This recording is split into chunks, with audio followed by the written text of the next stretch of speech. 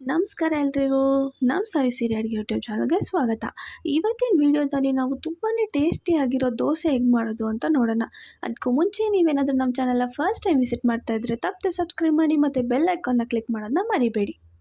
ಇವಾಗ ನಾವಿಲ್ಲಿ ದೋಸೆ ಮಾಡೋದಕ್ಕೆ ಫಸ್ಟು ಒಂದು ಪಾತ್ರೆಗೆ 1.5 ಕಪ್ಪಷ್ಟು ಅಕ್ಕಿ ಹಾಕ್ಕೊಳ್ತಿದ್ದೀವಿ. 1.5 ಕಪ್ ಅಕ್ಕಿಗೆ 1/4 ಕಪ್ಪಷ್ಟು ನಾವು ಉದ್ದಿನಬೇಳೆ ಹಾಕ್ಕೊಳ್ತಿದ್ದೀವಿ. ಅದಾದಮೇಲೆ 2 ಟೇಬಲ್ ಸ್ಪೂನಷ್ಟು ಕಡಲೆಬೇಳೆ ಹಾಕ್ಕೊಳ್ತಿದ್ದೀವಿ. ನೆಕ್ಸ್ಟು 1 ಟೇಬಲ್ ಸ್ಪೂನಷ್ಟು ಮೆಂತ್ಯ ಹಾಕ್ಕೊಳ್ತಿದ್ದೀವಿ.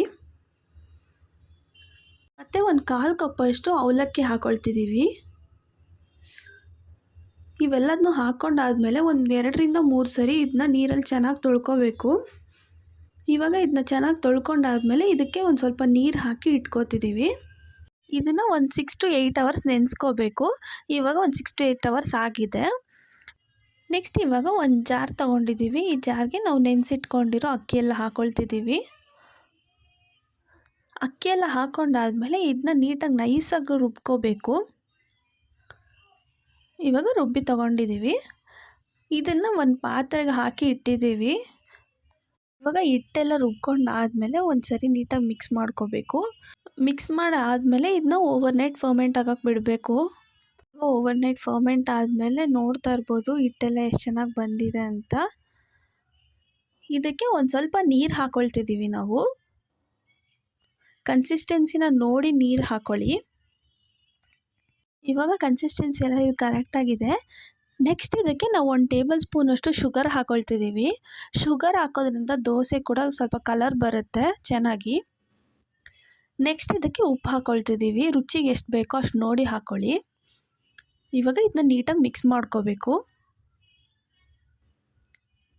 ಒಂದು 2 ನಿಮಿಷ ಇದನ್ನ ನೀಟಾಗಿ ಮಿಕ್ಸ್ ಮಾಡ್ಕೋಬೇಕು. ಇವಾಗ ಇದೆಲ್ಲ ನೀಟಾಗಿ ಮಿಕ್ಸ್ ಆಗಿದೆ. ನೆಕ್ಸ್ಟ್ ಇಲ್ಲಿ ದೋಸೆ ತವಾನ ಬಿಸಿಯಾಗಕ್ಕೆ ಇಟ್ಟಿದ್ವಿ. ಇದಕ್ಕೆ ಒಂದು ಸ್ವಲ್ಪ ಆಯಿಲ್ ಹಾಕ್ಕೊಳ್ತಿದ್ದೀವಿ ಕೆಳಗಡೆ. ಅದಾದಮೇಲೆ ಇವಾಗ ನಾವು ಹಿಟ್ಟನ್ನು ಹಾಕ್ಕೊಳ್ತಿದ್ದೀವಿ, ದೋಸೆ ಹಿಟ್ಟನ್ನು. ಇವಾಗ ಇದನ್ನ ನೀಟಾಗಿ ಸ್ಪ್ರೆಡ್ ಮಾಡ್ಕೋಬೇಕು.